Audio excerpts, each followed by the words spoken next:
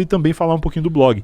E aí eu participei, como o meu blog já tinha uma audiência na época, o podcast deu uma bombada e aí um pouquinho depois eles me chamaram para fazer parte fixo. Aí eu fiquei de 2009 a 2010, 2011 mais ou menos fazendo com eles. E aí de lá pra frente sempre tentando engatar um podcast que nunca rolava porque eu morava lá no Rio Grande do Sul. Eu sou gaúcho numa cidade que chama Rio Grande, lá no sul do Rio Grande do Sul. E Mas aí... você não parece gaúcho. Você não tem sotaque gaúcho. Então, eu acho que é porque o sotaque gaúcho famoso é de Porto Alegre. E Rio Grande é muito longe de Porto Alegre. Rio Grande é mais perto de Montevidéu, que é a capital no Uruguai, do que de Porto Alegre, de tão no sul que é. Eu sei falar espanhol, mas não tem sotaque. Não, era bom na época do dólar 1-1, que tu atravessava a fronteira pro Chuí ali no Uruguai e comprava várias bebidas, coisa, perfume, era tudo muito barato. A galera acha que essa época não existiu, né? Do dólar 1 existiu. pra 1. Os caras acham que o pão é agora. Teve uma vez que o dólar ficou um pouco abaixo do 1 por 1. Era tipo 94 centavos, R$1 pra $1. Meu Deus. A gente perdeu a chance de comprar os Estados Unidos. Que ano era isso? Antes de 94. Cara, não. Antes de 94 é impossível que teve o plano real. Então foi depois de 94, 95. Eu era criança. Por aí. Eu sou de 90. Não deve ter durado nem 8 meses, se duvidar.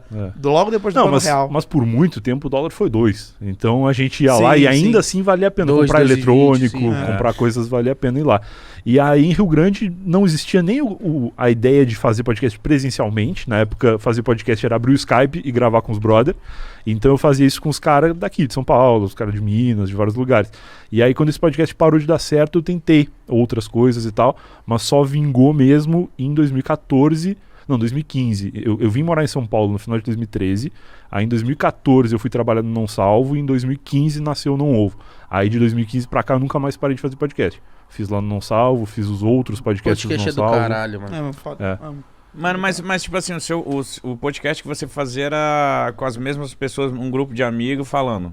Chamava Noobcast. O podcast ele era uma sátira do Nerdcast. Porque na época fazer podcast era imitar o Nerdcast, que era um formato de mais de 1 hora e meia, 2 horas, que tinha um tema específico e uma bancada fixa de pessoas. Então todos os episódios tinha que ter as mesmas pessoas e falar sobre um tema. Por isso que me chamaram pra falar de Crepúsculo, porque não existia o conceito de vamos chamar o cara pra falar da vida dele, falar do blog dele, falar das coisas que ele faz. Tinha que ter um tema. Tanto que no Não Ovo a galera gostava que a gente fugia da pauta. Tipo, o tema do Não Ovo hoje vai ser balada. Aí a gente falava 3 minutos de balada, daqui a pouco alguém falava um assunto nada a ver, o Luigi falava de pinto, e a gente ficava falando de pinto o resto do episódio inteiro.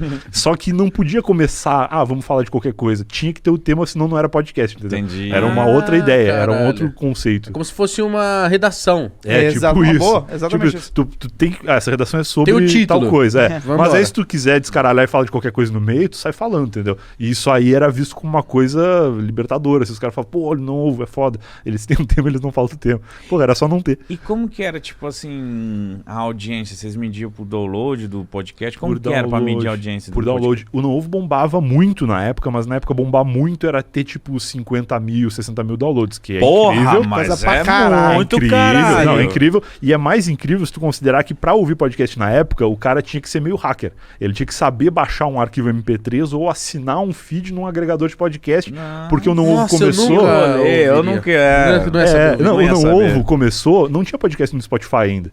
Foi durante a existência do Não Ovo que o podcast começou no Spotify. Então já baixou a barreira de entrada. Minha mãe já conseguiu ir atrás de ver o que eu fazia da vida. Porque até então era meio obscuro, assim. É muito louco. Mano. Mas era pago esses downloads? Tipo, Não, cada não. download... Não? Não que- tinha monetização. E aí, como que vocês conseguiram trazer grana pelo Não Ovo? Na época do Não Ovo tinha uns anunciantes, a gente chegou a fazer algumas marcas, mas lá atrás, na época do Noobcast ainda, eu lembro que a primeira publicidade que a gente fez, eles pagaram R$250 e foi de um serviço que chamava Netmovies, que era o precursor da Netflix. Netmovies era assim, olha a tecnologia. Existe até hoje. A tecnologia empregada na época era o seguinte, tu abria um aplicativo, sei lá, um site, acho que não era nem aplicativo, escolhia o filme que tu queria ver e o motoboy ia na tua casa levar o DVD. Era isso que o Netmovies fazia. Era um delivery. Era um delivery de filme. Que doideira. Delivery de filme. Foi a primeira publicidade que eu fiz na internet, isso deve ter sido 2010, mais ou E menos. isso era forte? Eu não peguei esse mercado. Eu acho que isso era forte aqui. Foi forte aqui no Brasil durante um bom tempo.